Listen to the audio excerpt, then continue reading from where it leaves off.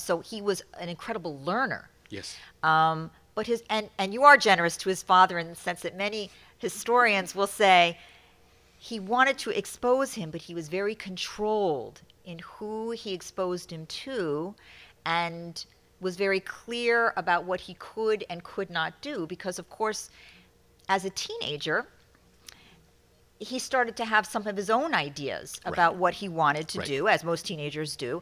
And, you know, he was not necessarily content with only what his father wanted. And this kind of what was already viewed as rebellion by the father. No, I said you will be here, and Salzburg is good enough for you, and it will make money, and the family needs money.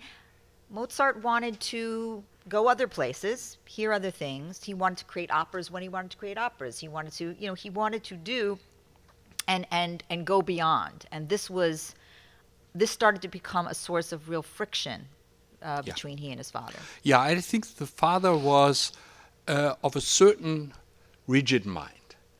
And from a certain age on, this leads to conflict. No question about it. We have very little information about this actually, because they didn't write letters to each other, or there was no reason for Mozart to describe, you know, conflicts he had with his father. We see this only in later letters. For example, young Mozart was invited to write an opera for the court in Munich, Idomeneo, that is, in 1780, 1781. The premiere was in late January 1781. So he left Salzburg. He was still employed in Salzburg as organist. And his father kept writing to him, you know, how many arias have you composed, and so forth. Things like that. And then, you know, the son wrote back, everything is composed in my head, but not written down. This is something the father could not understand. Because Leopold was much more of a pedantic composer. But Mozart had to think through the material completely before committing things to paper.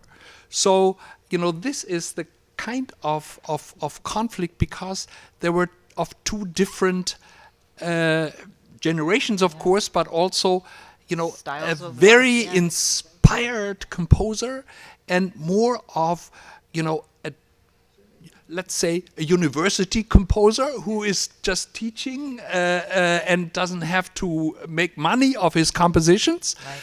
You know, Mozart is, you know, of a different nature, the son.